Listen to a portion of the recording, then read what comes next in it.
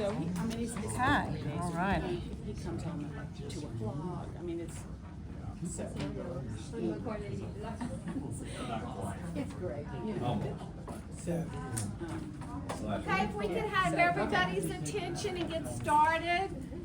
The library closes and kicks us out at a certain time, which we want to respect that time.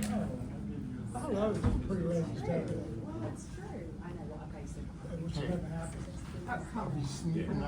All right, it was great seeing you. Text me. I'll get you the high school information, and then I'll see you.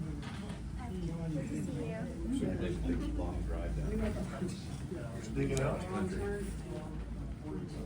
Okay. I just want to let everybody know I'm recording it for social media, so we'll be on our best behavior. We have an agenda, so y'all be able to follow it. Thank you. See what's going on here. Thank you much. Ready? Go. Thank you, Jordan.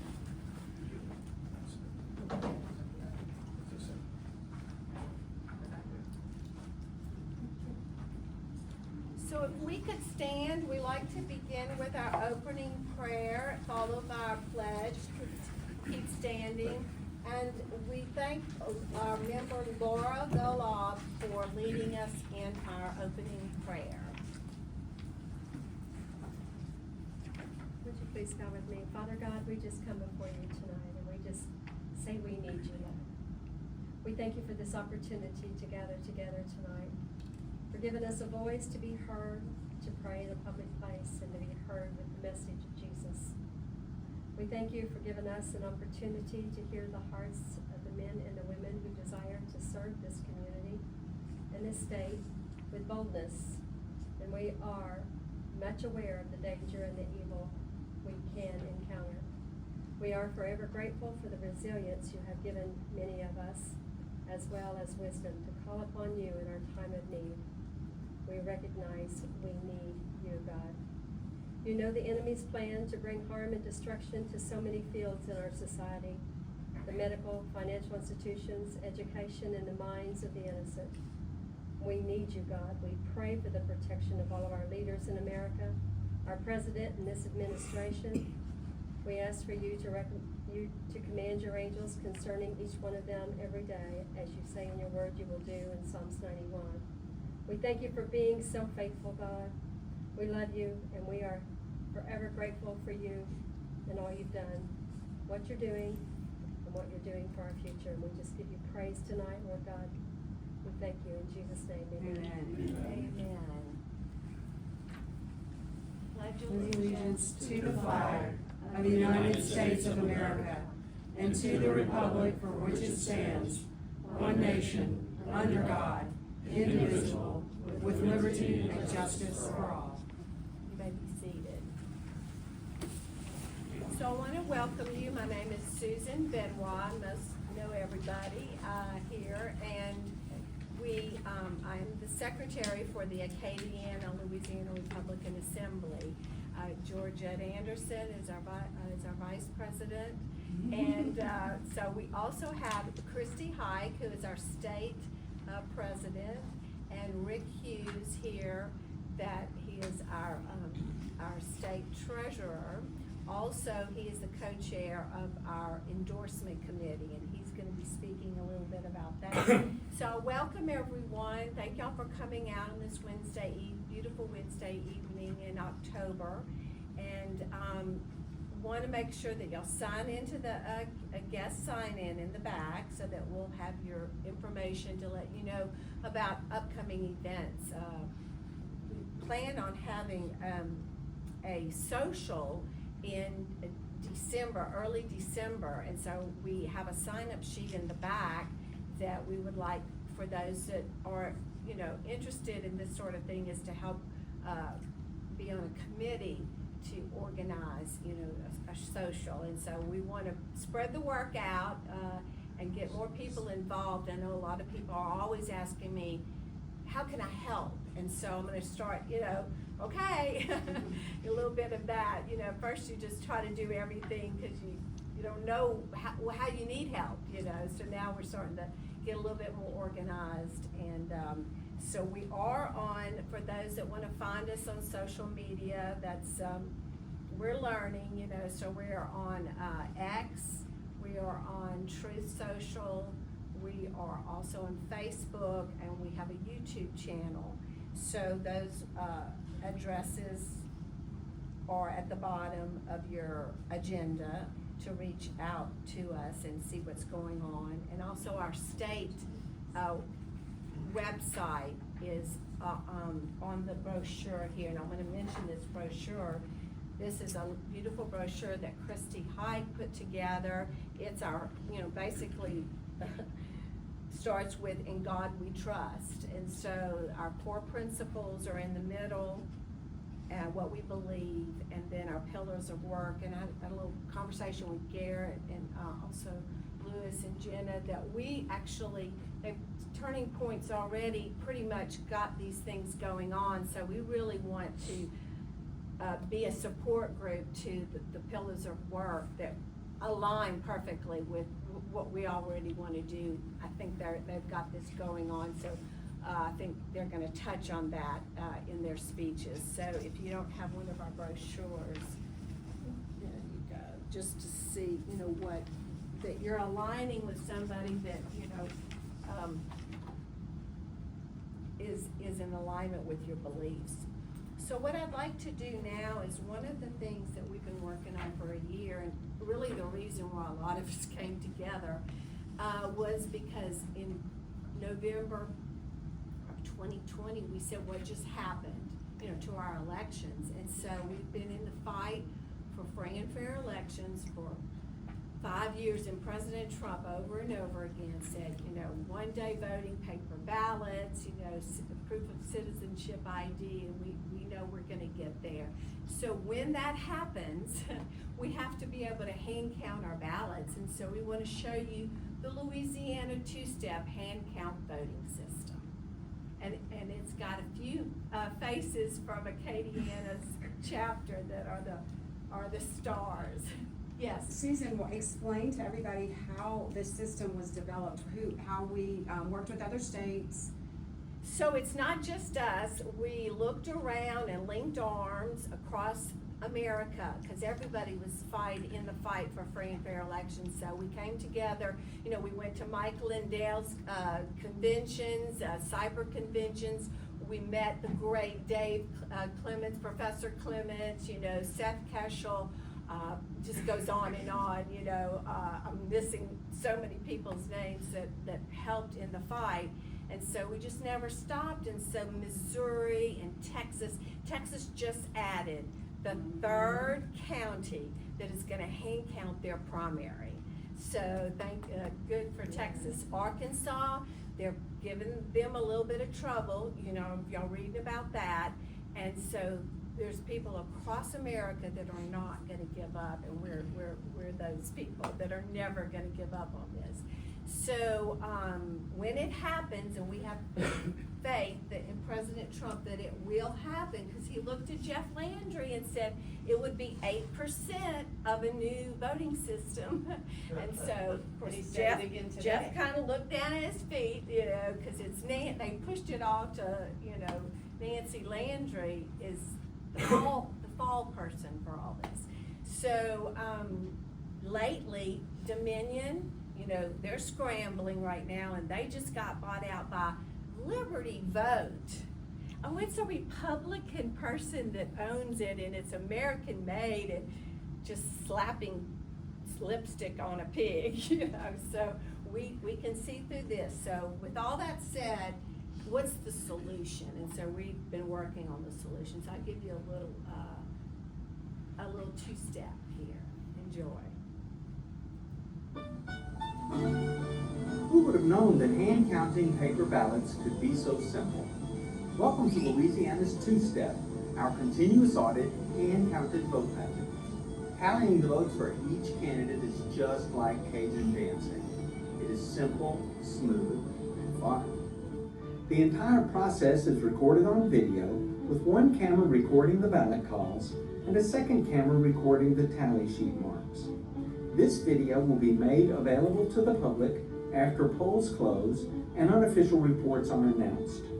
With a permanent record of the tally, anyone can count again at any time to verify the results. How does it work? The tally sheet is large and easy to mark.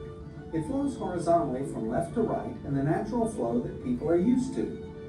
Tabulation boxes are pre-numbered, so there is no counting.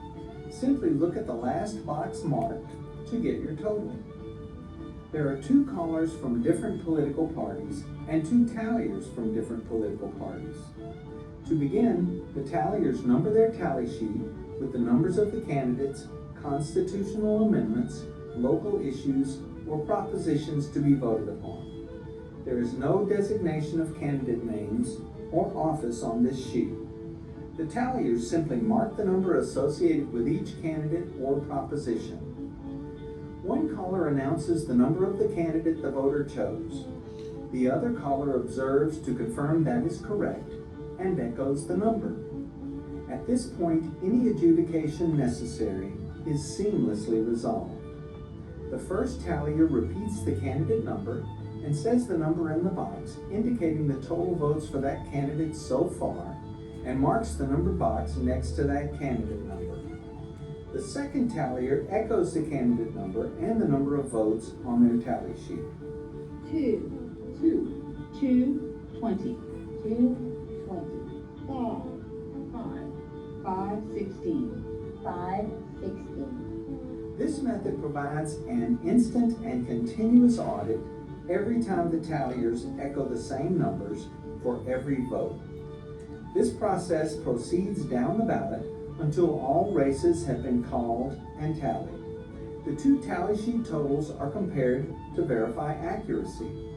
The tally is 100% accurate every time, as well as self-auditing, so there is no chance of error.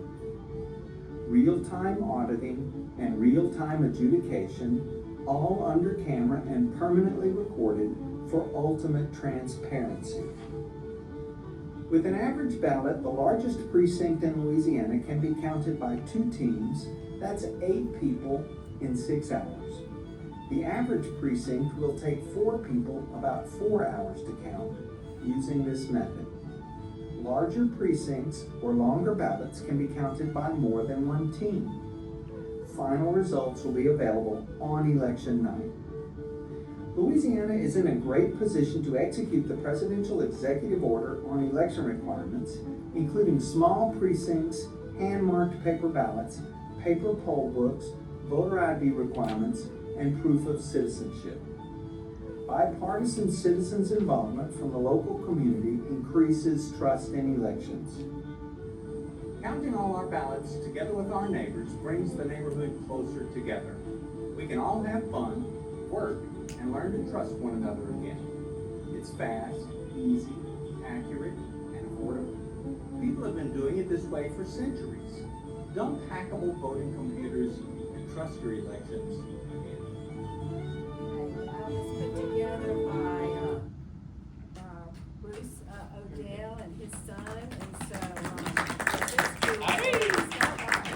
even a first grader can do this. We showed this at the Capitol during the days that you could present, and we had groups of students coming through, and they would sit down at our demonstration, and we had a first grader that caught on just like that. So it's not difficult. At this time, I'd like to introduce Christy Hike, our president of our Louisiana Republican Assembly, our state president, and Rick Hughes, our treasurer, state treasurer, and he's also the chair of our endorsement committee. So Christy's first going to have a little bit of a recap of our state convention quickly, and then we're going to move into the endorsement process.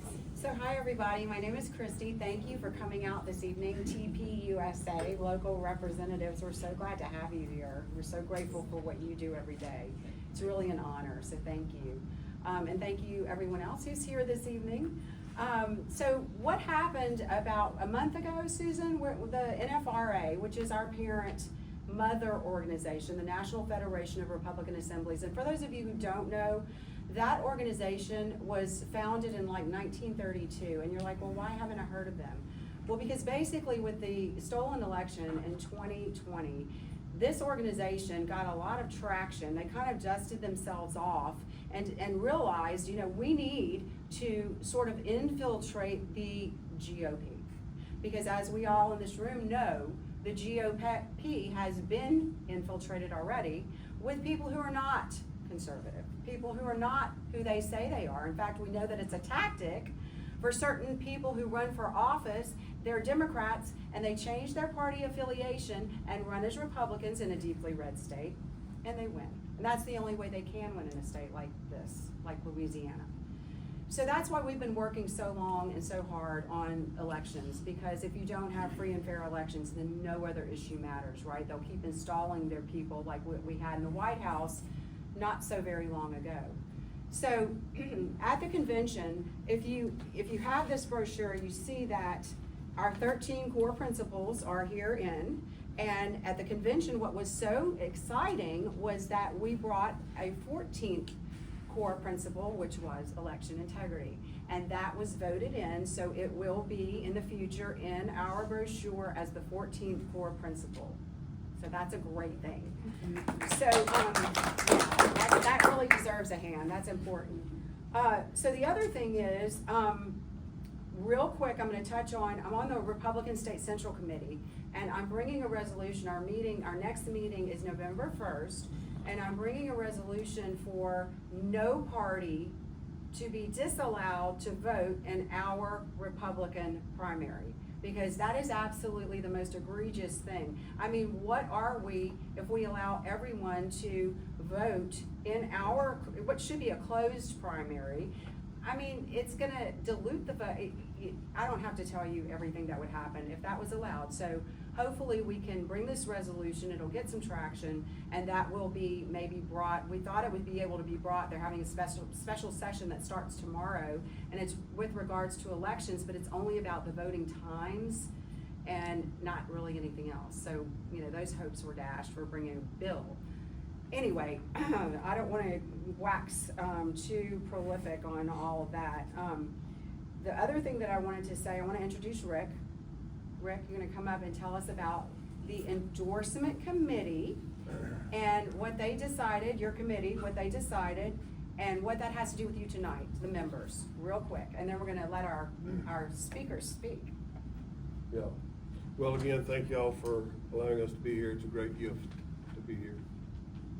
All of us going for a common goal, and that's to get things right, okay? When I got involved with endorsements, I kept thinking, you know, what exactly is endorsement? What is an endorsement? To me, it came out to be is something that I would announce out loud, without reservation, publicly. That's simple, okay? So with that and the election integrity stuff that we're trying to do, a few of us got together. Dave Dwaron developed quite an astute list of questions. I don't know, it was about 30, 35 questions, I believe, okay? From his list, okay, we recently chose 9 to 10 questions to go on the candidate questionnaire, okay? That's part of the questionnaire packet, all right? The other part of it was referring back to this brochure right here in the 13 principles, okay? When we did the first set of questions, core principle questions, they were based on these principles right here. Do you believe this? Do you believe that? Yes or no, simple question, okay? Before the packet actually went out, and that, as Christy said, the 14th amendment or 14th principle was added, so that actually had time to get on the questionnaire for the candidates itself. So each of the principles right here that we put before a candidate, they have to agree with. Okay? To be a member of LRA, you agree with these principles. For us to endorse a candidate, they need to agree with the principles. Okay? Also, the committee like I said, we have Dave, myself, out of Baton Rouge, Robert D. Simone out of North Shore, put these things together. We also have within our procedures, I guess, you would say, there's a timeline added to that, where it starts at the election time and you kind of work backwards, because that's the way God wrote the Bible. That's the way He created everything else. He started at the end and worked backwards and figured it out. So you take the election time and you work yourself back in time, month by month, and you put yourself in a situation where this is what we should be focused on at that time, okay? And as you get closer, you ramp up and you start knocking on the doors and, you know, hitting people upside the head and getting their attention and all that kind of stuff. So that's about it. Well, so the endorsement was for US Senate, right? That Senate race is the primaries in 6 months. And so we already we have 4 chapters, for those who don't know, and unanimously. Don't bias the vote. Oh, okay. I forgot that we haven't voted yet. Okay. That's why. That was kind of stupid. That's Okay. kind of, that's No. why I said that's about it. I was waiting to see if I was gonna catch you. Glad you caught me. Yeah. That's it. So we have 4 chapters, we're in the last chapter, NOLA, North Shore, Capital Region Region. and Acadiana, and 3 of the chapters have already made their decision, and Christie will be able with ours, kind of give y'all a preview of what, when they talk to the candidate that will be endorsed, how they want to roll it out. So y'all are gonna get the first little snippet of the results. So, paid members get to, and that's the privilege of being a paid member of our organization. So let's see who's here, and I've got the ballot box. You see nothing stuffed in the ballot box, clear ballot box. It doesn't always happen at the GOP, does it? No, it doesn't. They stuff the ballot box. I hate to break it to you guys. Well, the main way Y'all that they wouldn't vote, believe which that. if people do not know this, it's unbelievable, it's an oral vote. So who is in favor of this? Yay. And then who's again opposed? Nay. And the nays just get louder. And they win. It's unbelievable.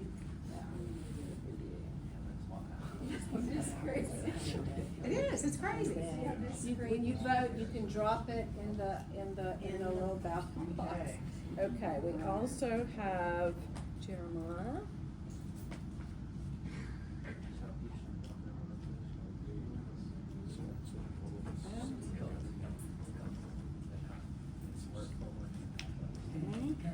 I'll go get your ballot box. Yeah, Jim.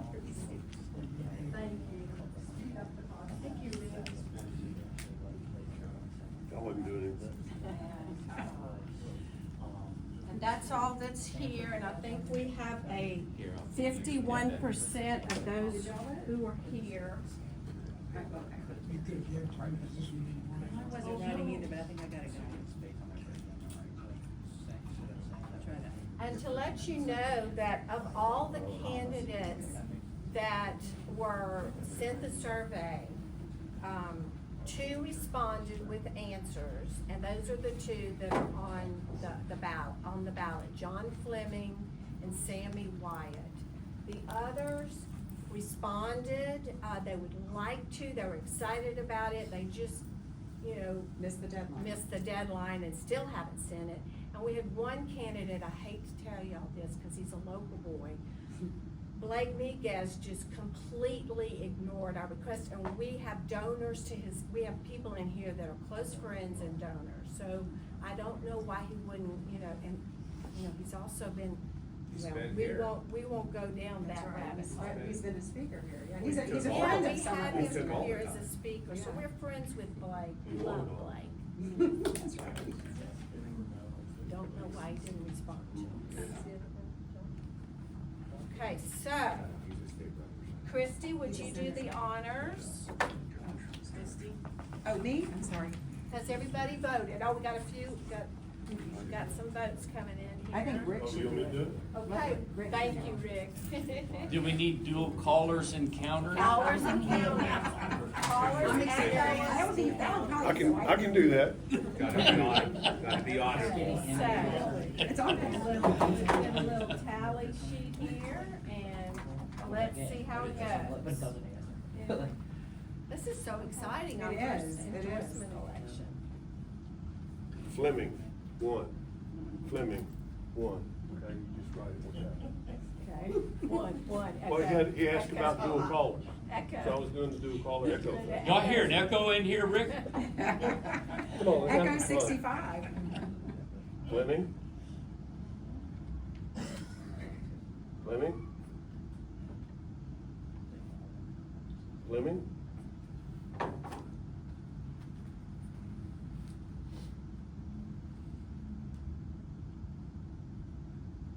And this is a write-in. Okay, It's not for Fleming. okay. Miguel. Miguez?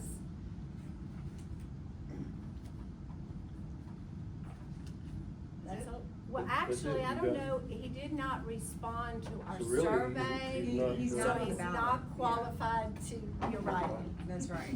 Sorry about There you go. that. So you got, Lost your vote. you got 4-4. Okay, I would say it's unanimous, That's so it. Christie, you wanna let us know what's going on? So, we need 2/3, because we have 4 chapters. And in NOLA, it was unanimous for Fleming. In North Shore, it was unanimous for Fleming, and almost unanimous here for Fleming. So Fleming Well, is going to be, Actually, since Miguez is discounted, it is unanimous. Yes. For Fleming. So Fleming will be officially endorsed by the Louisiana Republican Assembly, so that's There you go. good. And you're hearing it here first, because you guys You got decided to something vote. done. How about that? So, just one more little thing, I don't know if this is important to you or not, but when we have enough time to stand up our startup, we're just a year into this, we actually waived our convention. For instance, Georgia Republican Assembly, they are big and they've been around for a long time, they actually hold an endorsement convention. So that's something that we have in our bylaws, but the board waived it for this moment because of our, our Newness. and our startup position. So that's really where we're going. So without a little further ado, I'd like to introduce our panel of speakers, and let me start with Garrett Deviney. Thank you. Garrett Deviney. He serves as the Bayou Field Representative for Turning Point USA, working with college students across Louisiana and southern Mississippi to grow conservative leadership on campus. He's passionate about his faith, his freedom, and empowering young Americans to get involved and make a difference. So, thank you. Thank you, Ms. Benoit, for having me. Thank you all for being here. It's always such an honor to be able to come and get to speak as not only a representative for Turning Point, but a representative for young Americans who really are in the thick of this culture war that we have going on right now. And that's really what it is. So a little bit about myself. I'm born and raised in Jefferson Parish and right outside of New Orleans. Still live in Metairie to this day. My grandfather served for decades on the parish council. So I really got to grow up watching, a family of civil servants, and that really hit home with me. So I always knew that I wanted to do something to give back to my community, help further the conservative movement, everything that it stands for, as well as, of course, the Word of God. That has always been something that has been fundamental to me, and I knew that that's where I wanted to end up. And so the question was kind of filling in the gaps. I went to St. Martin's Episcopal High School in Metairie, and then went to LSU. Went to LSU for 2 years, and quickly realized that I didn't agree with everything that I was being taught. And not only that I didn't agree, that it was not an option to disagree. Or an option to write differently, or my grade would absolutely be affected. And I'll say LSU is the least of them in the state. I'm a huge fan of the school, and so that's not to say anything bad, but it clicked that if I was dealing with this in the state school that has the most supervision from the government, I could only imagine what was happening to people who felt like me at these smaller smaller public schools or even worse, these private schools. And it really just isn't an option for students to speak out. So I finished my sophomore year at LSU and then broke the news to my parents that I was not going to be returning and I would be taking a job full-time at Turning Point. And so since May of last year, I've been working with Turning Point full-time, getting to travel Louisiana and southern Mississippi to speak to like-minded young patriots who really are in the thick of, like I said, this culture war on their campus and trying to do the good work, trying to do God's work, and are being pushed back and in lots of cases personally attacked, smeared, and even worse, simply for their views. We were often the ideal campus and the idea of college is supposed to be a forum for free speech. It's where the best of our young people go to learn and to further themselves. And that idea has sadly strayed so far from the truth and the reality that we're seeing on college campuses today. And I won't talk too much about it because our wonderful chapter leaders can speak really more firsthand, especially locally, on some of the roadblocks and obstacles that they've been dealing with trying to get their chapter started. But I can just say, being able to travel around the state as well as Mississippi, being able to get to speak to other like-minded young patriots, I really do see that, this is a battle that we're still fighting. It's a long way from being won, and we need help.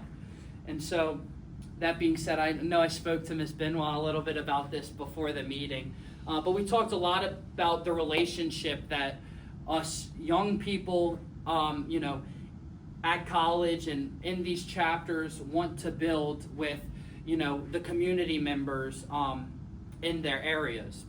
And I think that's very important. A lot of times, for some reason, when students approach community members or young people in general, it gets met with some sense of, an assumption that it's an attempt to steal power, which it never is. And so that's why it's so refreshing to be invited to meetings like this and, be able to speak to a room of open-minded, open-minded adults in our lives who are working in the communities, who have been through this, and who are continuing to fight. So that's what's always extremely refreshing. And so to that point, like I was telling Miss Susan, invite us to meetings, continue to do this. A lot of times all students need are to be put in the same room as the right people. They enjoy coming to this. This is, how we further the movement. We're, like we talked about, in alignment. If you want to see what Turning Point believes in, open your pamphlet, because it's the exact same thing. And so that's perfect. And so we really need to dig into the possibilities of these relationships, continue to please have young people involved in these meetings, welcome them, vice versa. We are, we're eager to fight. We want to be put to work and put to a purpose, especially in a lot of places where the school, directly objects that purpose. And so it can't always be fulfilled on campus. They can have meetings and all that good stuff.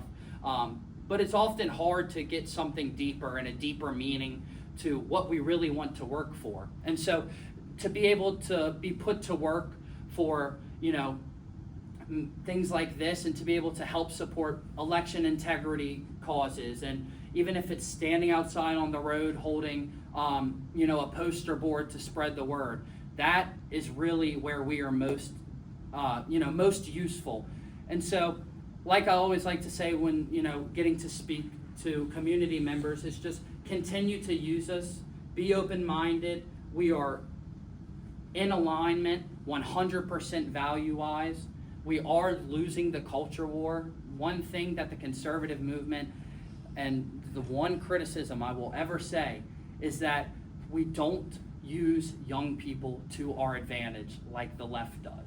You see these flashy, well-dressed, bright minds coming at you, telling you what to believe from the left constantly.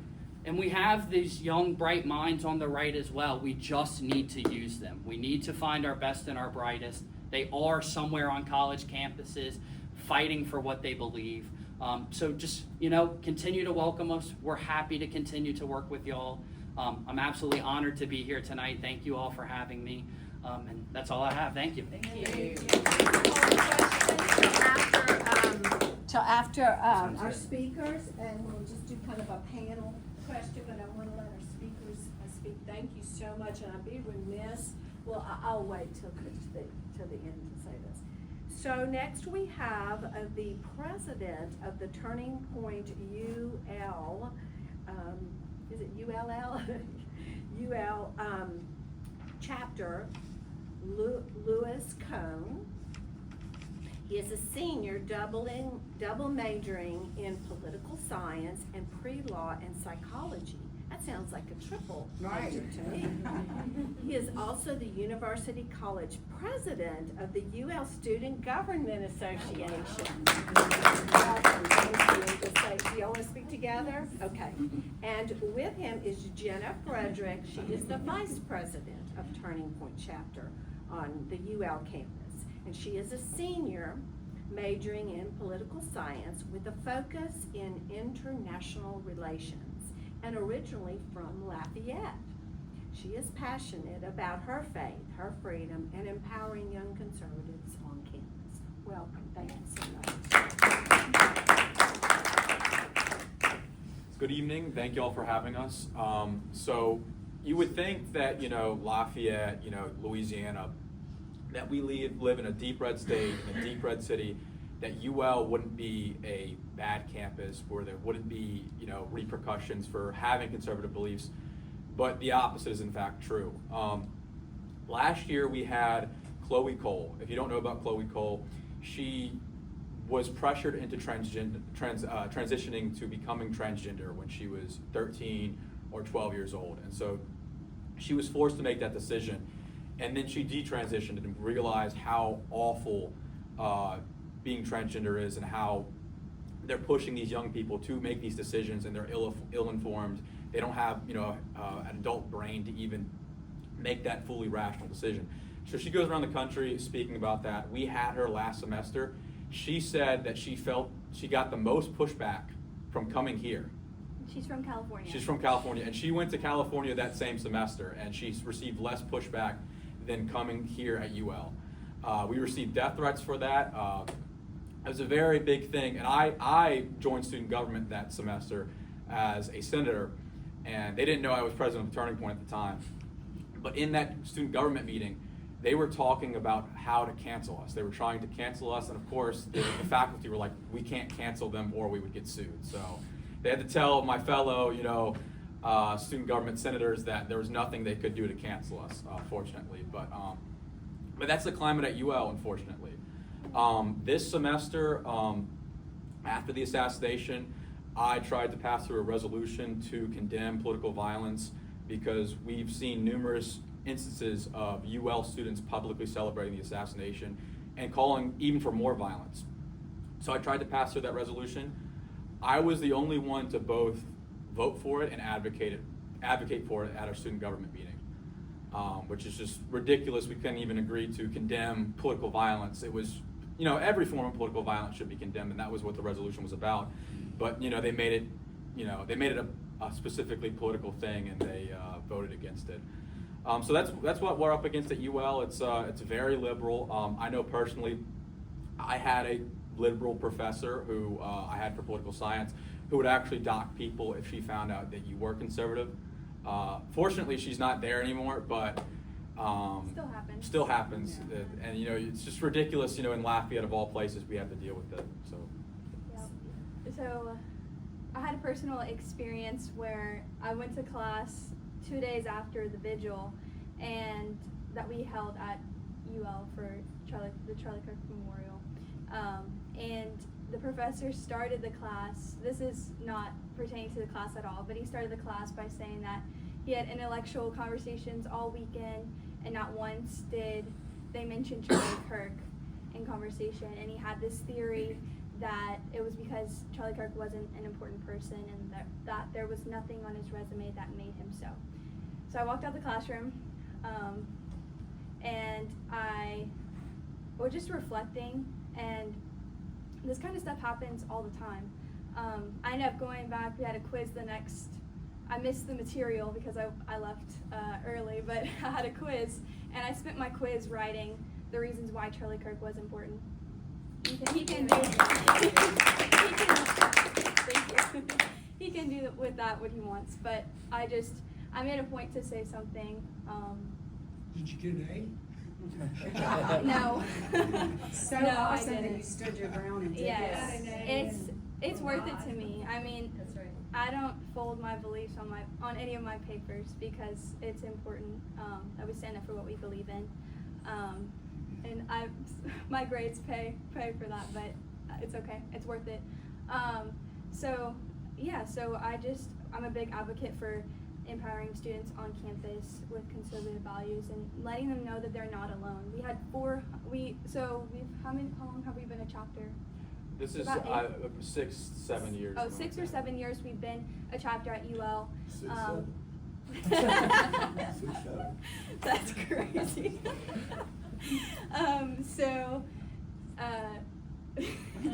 Just learned about that.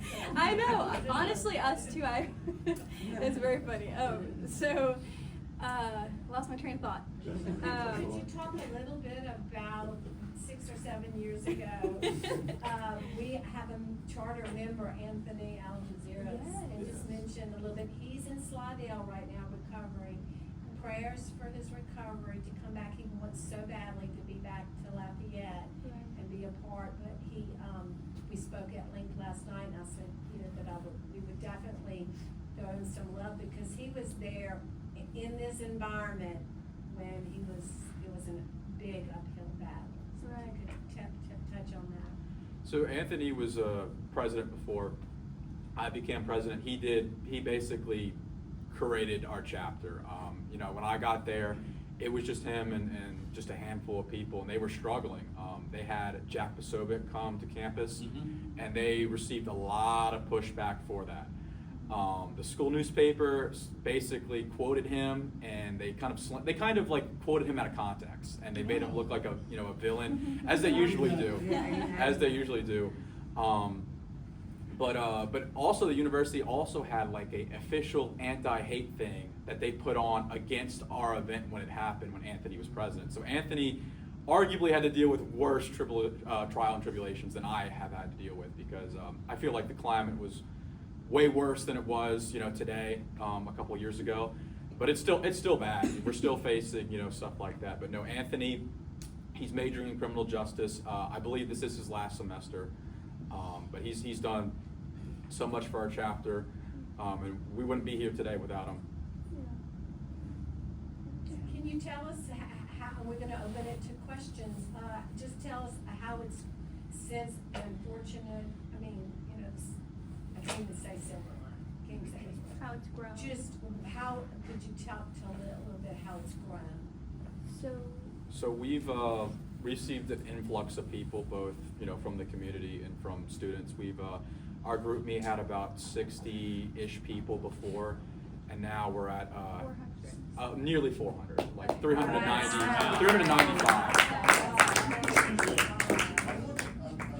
I gotta leave, but I wanted to say something. I worked with Anthony for 2 years, and I know the struggles, and he would call me and be crying and stuff. So Anthony really hung in there and did that. And when I went to Turning Point to the deal in Phoenix, he took good care of me. So did Emily. Y'all are awesome people. Keep up the good work. And Jim's got a Patriot meeting next Tuesday at the Como Recreation Center. Y'all can come. Yeah, and who's going to be your speaker? I already endorsed Candace. Thank you, Jim. The meeting starts at 6:30, and it should be pretty good. But y'all keep up the good work. I've worked with Anthony I think I was kind of like his come-to guy and cry on my shoulder or talk about stuff. Quite a young man, and I know what the struggle is at UL. I once would talk to the young Republicans. I worked with them for a while, and then all of a sudden, I never heard from them. I thought maybe they disappeared. But y'all keep up the good work, and you make sure I get what I need. Yes, sir. Y'all take care of it. Okay. All right, Bye, thank you so Jen. much. I'll see you on Tuesday. Do y'all wanna answer questions or, We'd love to. yeah, okay. Does TPUSA have a suggested method of addressing professors that discriminate against conservatives on campus? Great question. We've been telling, our students to document it, to Yeah. Louisiana is a single consent state. So even if a professor says in their syllabus not to record, any student can record any class. So we tell them to record, get things in writing, write down what happened. So that's what we've been advising, our students to do, and go to the dean of students. But of course, that's a toss Don't up do in the that. air. But No. just to at least record it and For put it in record, public, yeah. can help. Do you have legal resources to take it, to a higher level if necessary? I believe. Would you like to? Yeah, so I mean, Turning Point, of course, has lots of resources across the nation, as well as we have a good bit of local resources. The Attorney General has been more than helpful throughout everything. That being said, local connections vary, and different people are helpful in different places. So if that's to your point, we're always happy to work with more people, and if there's a suggestion you have, happy to hear it. And to that point, just to kind of, on another topic on professors, Turning Point does publish, they have a website called the Professor Watch List. It's a subsidiary organization of Turning Point. They have a small staff that works on campus in Arizona, and their sole job is to look at material that is being submitted by students, as well as articles being written about professors.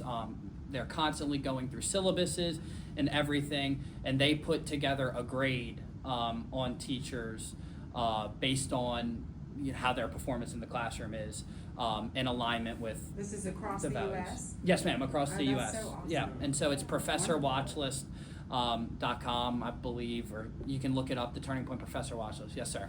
I'm not a history major or anything like that, but it seems to me that every country that has gone communism, that the movement starts at the university. I think that's absolutely fair to say. I think that, fair to say with a lot of things, it's the easiest place to indoctrinate the people who are willing to learn. There's so many bright minds who want to take in information. And so it's really a shame, because it's almost like the people we entrust most to give us the information feed the hungry kids the wrong stuff. So I absolutely, yeah. Yes, sir. If I may follow up on Jeremiah's comment, Antonio Gramsci was a communist from, socialist communist from Italy. Got it. And he's the one that came up with the theory, the tactic of the march through the institutions. Okay, I didn't know that. So there isn't, it's not just an accident that universities are Right. targeted. Yes, sir. That's one of the institutions that the leftists have been targeting. Yeah. If they can win upcoming generations, y'all are the future leaders. Right. Yes, sir. Absolutely. There was when I was in college a long time ago, about 1970, I wrote a paper. It was written by a guy by the name of Peter Drucker, a book I read, and in business you had to read a lot about Peter Drucker. He was famous back then. I'm sure he's long gone now, but if you ever heard of the Peter Principle, he's the guy that came up with the term Peter Okay. Principle. And but he wrote this. I wrote a paper on a book that he wrote that predicted back then that that there'd be this left swing in the left wing movement. Right. Because of the mind, not so much that young people are smart. Right. Is that they're inexperienced. Right. And that he tracked that there are different characteristics as you go through life. Okay. And that one is at a young age is you're always seeking a cause, and you're anti-establishment. Right. Normally anti-establishment. All these are normal characteristics of that age. Yes, So sir. it makes it fertile ground to come in with something like communism.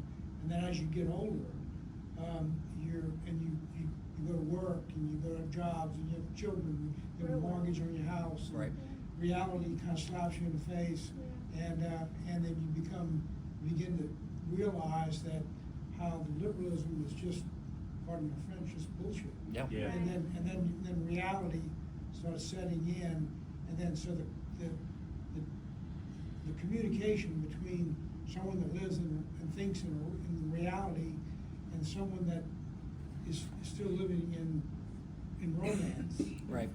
And it's not that it's bad, it's not that it's negative. Right. It's just it's not real.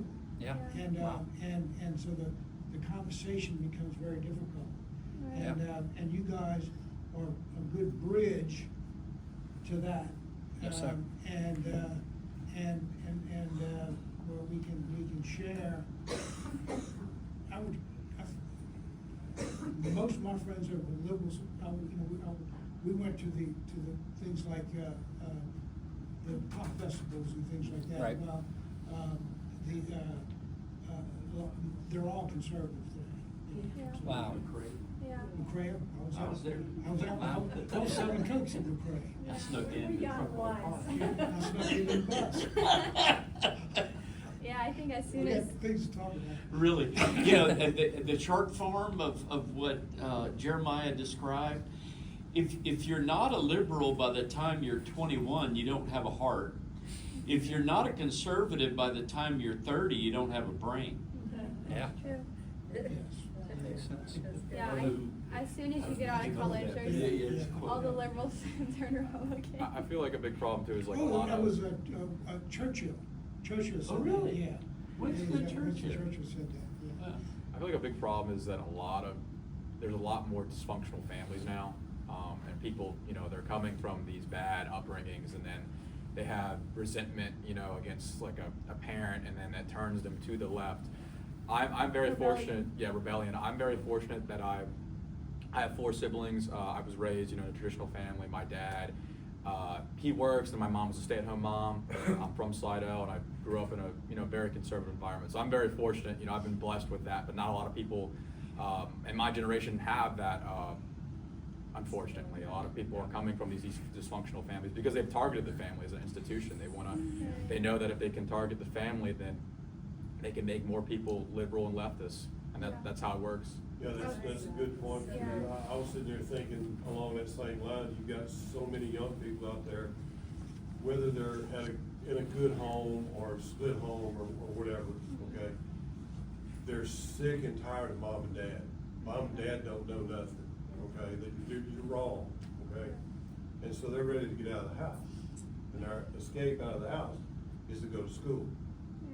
Okay, whether they're going to school for themselves or just to get out of the house is 2 different things. Okay, but very good point that you touched on that. Yeah. I think personally, from my personal experience, I was raised very, very conservative Christian, same way. But my older brother, we went to the same high school. We did early college academy, and they were very liberal. I'm very firm on my beliefs and what I was raised in. My brother was not. So he's actually at Belmont, which is a Christian university, but he's very liberal. And so you kind of see how it's the indoctrination in school that's another big issue. So just sad. It is sad, because he had the same family, the same Right, upbringing. the same upbringing. Right. But yeah. I have a liberal brother. Yes. It's Me too. heartbreaking. He It lives is in really- California. Yeah. Wow. How are Thanksgiving? Well, It's been rough because I'm obviously very active politically, but so he thinks it's a personal attack. But I'm like, I'm trying to create a place where I feel safe bringing kids into the world, and that's not going to get torn apart by these horrible ideologies. And he thinks it's a personal attack against him. So That's been going on in my family for 50 years. 50 years. Wow. And it won't ever change. yeah. I mean, we're all, what happens, and I mean, my family, the same thing. It started when we were in college. Right. And, but what happens is you get trenched into your position. Yeah. You know, and I know that they regret a lot of the things that they said back then, but they're dug in. They can't admit. Right. They can't. A pride thing. It'd be cognitive dissonance. So it'd be Right. too painful for them It's a to shame. realize that they squandered their life. Yeah. Mm. Brett, had a question? What's the feeling like on campus among your conservatives as far as safety concerns? We've been both okay. For the most part, we've been motivated to do more. We've had more people tabling with us, coming to meetings, wanting to get involved. And on the other hand, we also are, concerned for our safety. Fortunately, the school is requiring, unlike other student organizations, they're always going to give us a police officer for our meetings. And for our events, we also will have a police presence. When we had the vigil, we had several officers from UL, we had outside sheriff, we had drones above us, we had undercover SWAT cops, team. SWAT team, we had basically everything Yeah, it there. was. Yeah, So with me after the meeting, a good friend of mine is a shift lieutenant at UL, and he is a staunch conservative. That's awesome. And I'll give you his name. Thank And, you. That's awesome. If you have issues, you go to him and Yeah. tell him you know me, and he's one of us. He's not a lefty at all. I know Mark Garber, the sheriff, and he was saying that ULPD is actually very conservative, like most of the people. So they've been more helpful to us than the school as far as like reporting issues, because we've gotten death threats and all kinds of stuff. By the way, this stuff, I was there from '82 to '86, and this stuff was starting then. Right. When I was in hearing graduate that. school, it was already starting back Yeah. then. We could see it. Yeah. We didn't have any safety concerns, but you could tell that certain instructors, I was in political science, and there was some interesting people. Political science department is very. You could feel that vibe. Sociology, wasn't quite as militant, but political science, they were. Yeah, we don't have any conservatives that are. Well, you can tell, but I don't think we have any conservatives in the political science department. Maybe independent or something. One or two. What do you think? Go ahead. Do you have a new president in the university? yes, we do. But he's an interim president. They're going to meet soon to actually vote on the next presidency. What's the odds of that being a conservative? I mean, Slim? the last one was, Salwan, wasn't he kind of liberal? I never really personally talked to Dr. Savoie, so I have no idea. Who's the president? The president now is Dr. Hubert, Hebert, sorry, the French names I'm bad at. I'm from Slidell, so, yeah. You talked with him and he said that he was, he's hiding. He's good, he's good. Okay. Well, I was thinking about that old adage of follow the money. And so typically it's where the funding is coming Right. from. And so Yeah. the federal funding had strings attached. You see that in all the institutions, including our churches. So, hopefully, the funding from the dark side is getting ratcheted back, which ended up being our own taxes, just funneled around back through to the institutions. So what what my question is do you see, since we have President Trump, and he's obviously trying to cut off the head of the snake, which is the money, the dark money going to prop up all the Marxist, institutions. I mean, universities, he's done so much, this administration, and it hasn't even been a year. I can't even, every day he's doing something to cut off the funding. And so, do you see that helping in a sense to dry up the paid protest, the paid liberalism, because they wouldn't do it unless they were funded, I believe. And secondly, how can we, this chapter and just going forward, help in the funding department to be able to help the conservative cause? So when we had our Jack Posobiec event, the Office of Diversity, Inclusion, the DEI office, they had a disinformation session a week before our event when Anthony was president. Fortunately, because President Trump has been going after DEI, they closed down that office. So we haven't had to deal with that. You circumvented my next question. Did they just move the operations and call it something else?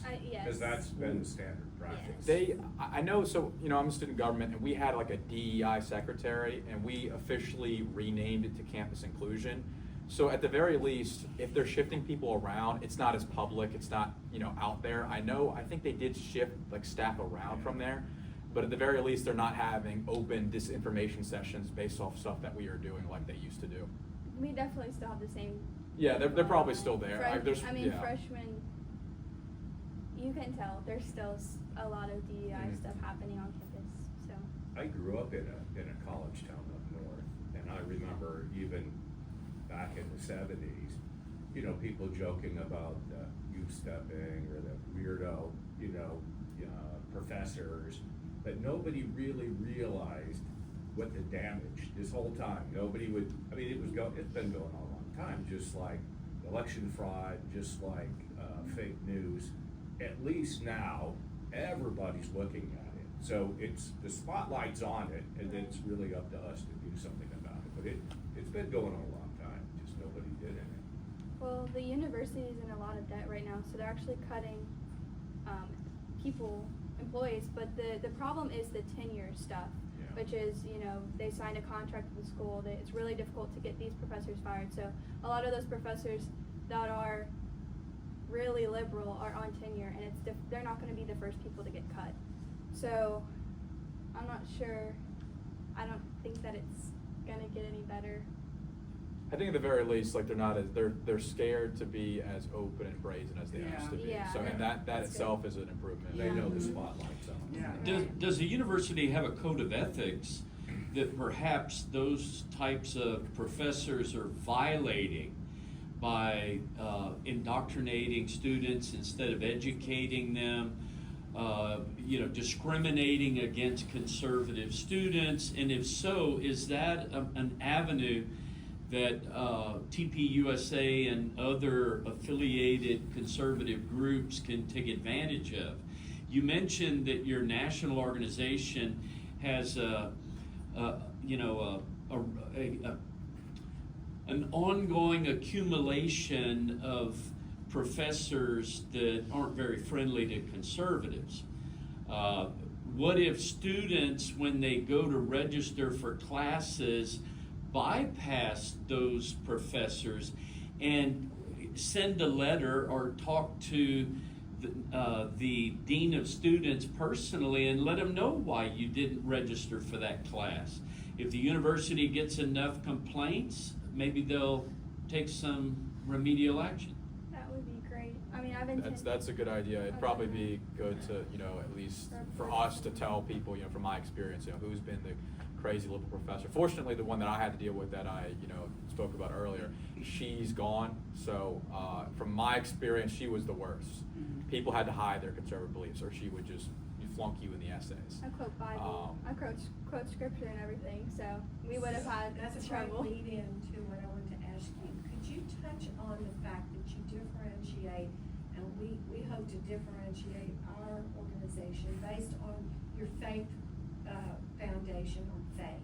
And so I know you have a whole section of faith leaders.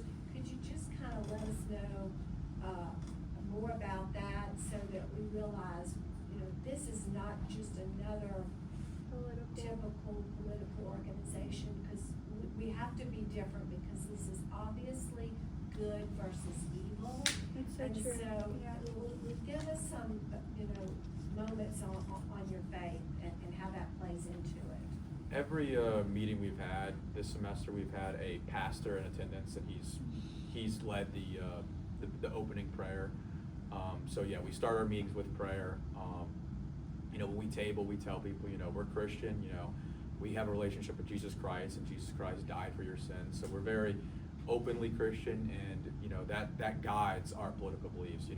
I think a lot of people, especially back before like in the early 2000s, they would just kind of separate religion and politics, but that's not how it's supposed to be. Your faith is supposed to inform your politics. You're supposed to be Christian. That guides your moral understanding, that guides what you advocate for politically. Abortion is abhorrent, and if you're a Christian, you have to oppose that. So we're very open with our faith, and of course, we're also welcoming. We're not going to turn anybody away who says they're not Christian, but we are openly Christian, and our faith guides what we do. Yeah, I definitely make it a point. For me personally, I don't say this is turning point, but for me personally, I always, when I'm tabling, I view it as my ministry. So I'm making sure I personally prioritize ministering to someone about Jesus over arguing about politics, because it's about winning souls.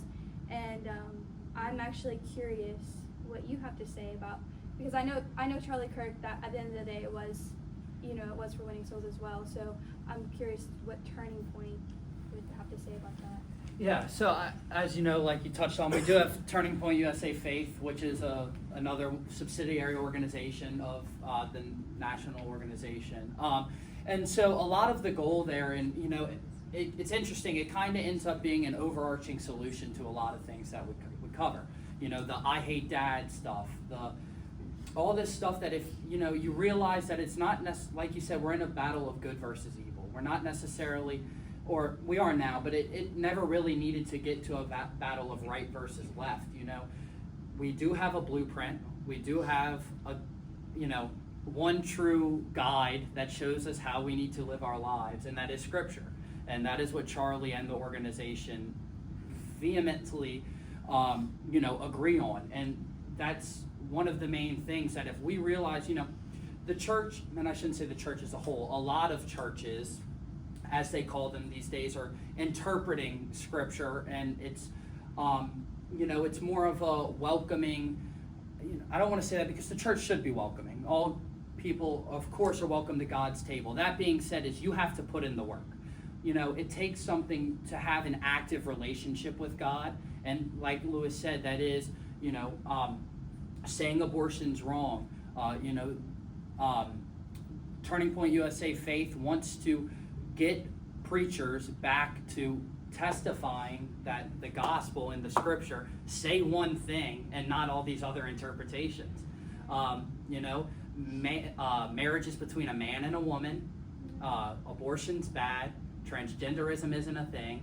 All these things that were written to us from the beginning. And so we got lost along the way somewhere, but I think, one of Turning Point's main goals is, if politics is second, that's fine. I think one follows the other. I love a quote from Charlie, and let me try not to get it wrong. He always said, politics is downstream from culture, and culture is downstream from the heart. And that really sums up how we realign ourselves. We need to have a movement back to Christ first, and then our politics will follow. And I think that's what's been so amazing about all this, seeing the memorial, seeing all these world leaders in one place proclaiming Christ is something you just haven't seen before. So I think we're on the right track. But to answer, in a summary, absolutely, politics follows faith. And we have the blueprint. We just need to get back to using it. What kind of relationship does TPUSA have with the Baptist Student Union, the Wesley Group, the Catholic, center on campus? Have y'all met with their leaders, and are they supportive? Yes, we have a great relationship with them. When we had our prayer vigil, we had Father Broussard from Raging Cajun Catholics. He led the first prayer for us. Same thing with the Baptist Student Union. We had a pastor from there come and give a prayer as well. So we have a great relationship with all the campus ministries, barring one, and that's Wesley. They're the Methodists. They condemned us when we had our event last year. So that's the only one, and they're very liberal, and they're kind of very social prosperity gospel. So barring that one, we have a good relationship with all the campus ministries. I will say I was a little disappointed. I'm from a center, non-denominational, and Chi Alpha, I reached out to them about the vigil, and they just ignored us. So I think some of the ministries just don't want to get political. But they at least shared it. Yeah. They at least they told people to come out. But some of them are kind of a little shy to be overtly political. The Raging Cajun Catholics, I think, were the most involved. So Which ones? Raging Cajun Catholics. Yeah. So Good. it was good. Because not all the Catholic priests were in it. Right. Yeah. I had a liberal priest that just, I said, my husband and I were talking about, would he mention anything about Charlie Kirk? And my husband said, well, no. And I said, well, he will. And what he said was he was not a bad guy. Whereas my priest Beat around the bush. And he put was him in a- the homily and said what a great guy he was, and went on, and I was so Grateful. excited and grateful. Yeah. I actually had people reaching out to me asking, what do we do if our pastor or priest didn't mention Charlie? Like we were all kind of holding our breaths for that Sunday. And my pastor actually had me come and speak the following Sunday. He had me as like part of like the announcements or whatever. He actually had me speak, and I gave a speech. And actually everyone prayed over me, and he gifted me a Bible engraved with, it had like a scripture engraved on it, as well as like on the, what's it called?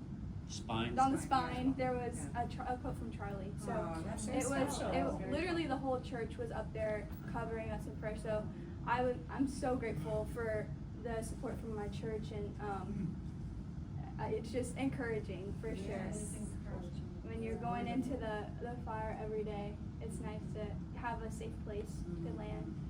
Do you feel that because you have 400 people now, who have shown more interest, that it's going to empower you? Do you feel like it's already making a big difference on campus? As soon as that. It already is. We can table every week. Before this, we would table every 2 to 3 weeks, and it was kind of difficult to get people motivated and to come and table with us with their class schedule. And now it's like we say it the night before, and then everybody pitches in. They just come and they show up, and we have like 8-9 people every single time. So it's definitely been a change.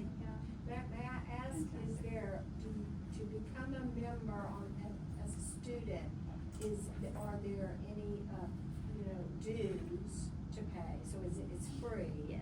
And as an adult, to become a mentor adult member, how would we go about, we talked about earlier, we wanna, do something, in the spring, in the first quarter, to get together with all your chapter, as many members as can come, and do, a fundraiser for you guys, and to raise some funds, because it costs money to do things.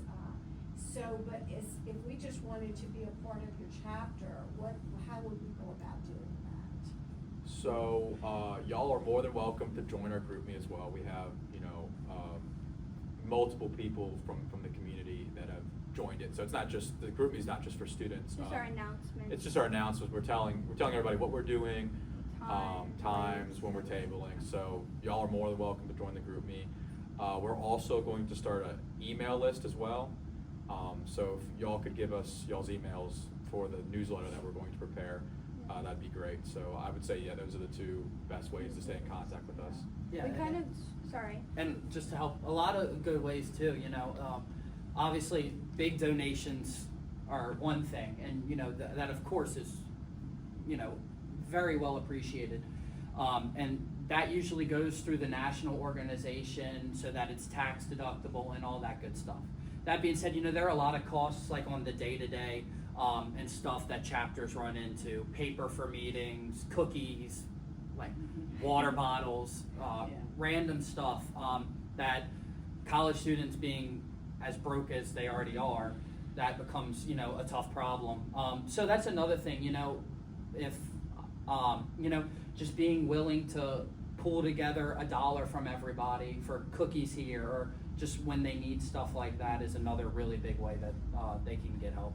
Yeah, well also we have to pay, like the chapters pay for like renting rooms as well, or security. So a lot of the funds go to just having a room to talk in and paying for security for the events. UL has a policy where it's like if you have a big event in the big theater, you have to pay the paycheck of the police officers there protecting you for providing security, and you have to pay a minimum of 4 hours. So if your event's an hour, you have to pay for 4 hours of security, and that's the policy. So it ends up being like a little over $500 just to have a single speaking event. So that's primarily our main cost. What sort of communication, if any, do you have with, say, LSU, with their chapter? So, do you sort of work in tandem somehow, or is separate entities? How does that No, relate? we work together. We're actually going to go and volunteer next Monday for their event next Monday. That's so, wonderful. Yes, we yeah, work we in had tandem. a member reach out to us, inviting us personally to the LSU event, which we were planning on going anyway, but it was really, really sweet for someone to reach out and think about us. And they said we can even wear red, so our school colors. So Cool. That's great.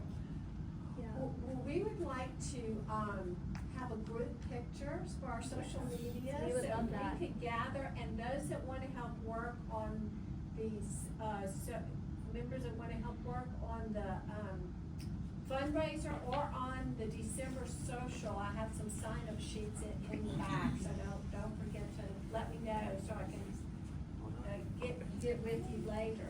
So let's, but thank you very much. Yes. Thank y'all. Thank you for having us.